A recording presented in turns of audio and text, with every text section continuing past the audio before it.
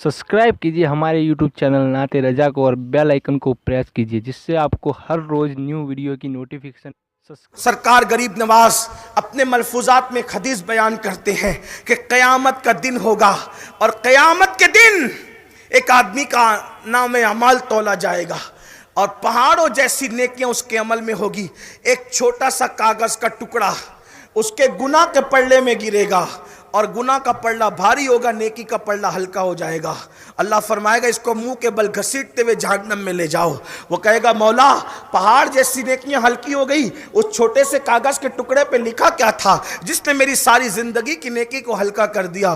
तो जवाब आएगा एक बार सिर्फ एक बार तूने चिल्लाकर अपनी माँ या अपने बाप से बात की थी, बस वही चिल्लाने का गुनाह तेरे नामे अमाल में लिखा है जिसने तेरी सारी जिंदगी की नेकी को हल्का कर दिया। चिल्ला कर बात करने पे माँ बाप से दौलत छुपाने वालों, माँ बाप से राज छुपाने वालों, माँ बाप से खजाने छुपाने वालों हम ही थे कि हम बीमार पड़ते थे तो माँ बाप बर्तन बेचकर भी इलाज करने के लिए तैयार हो जाते थे। हम ही थे बीमार पड़ते थे तो माँ बाप जेवरात बेचकर इलाज करने के लिए तैयार। हम ही थे।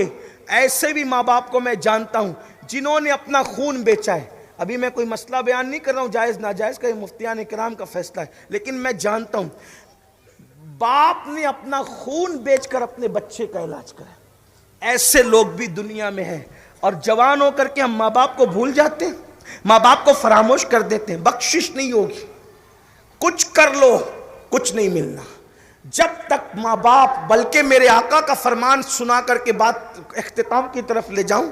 अल्लाह के रसूल अलैहिस्सलाम फरमाते हैं अगर कोई शहीद भी हो जाए, शहीद, और माँ बाप या दोनों में से कोई एक उससे नाराज है तो शहीद होकर भी उसको जन्नत नहीं मिलेगी।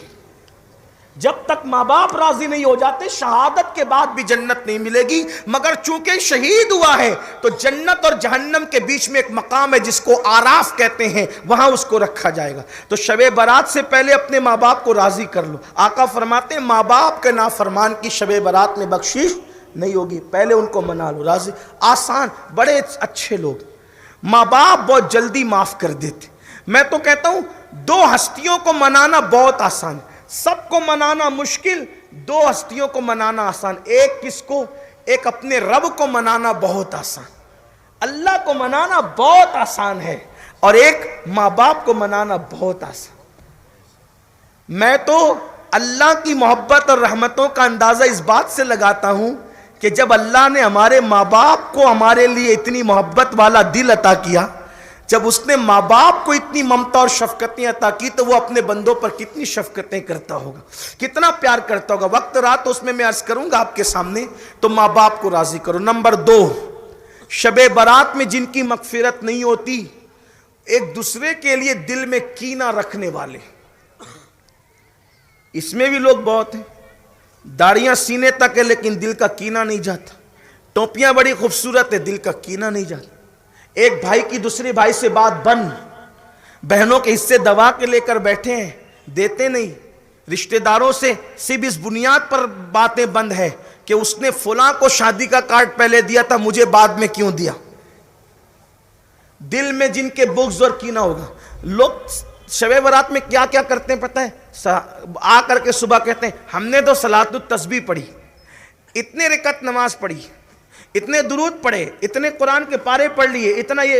अरे मेरे भाई वो सब नफिल है, पहले ये करो, ये करने की जरूरत है। पहले दिल के अंदर जो कीने के कुत्ते बैठे हुए हैं उसको निकालो, वरना सलातुत तस्बीह कोई काम नहीं आना। अल्लाह के रसूल अलैहिस्सलाम फरमाते हैं जिनके दिलों में कीने, उनकी दुआएं और उनके सजदे उनके सर के ऊपर भी नहीं जाते।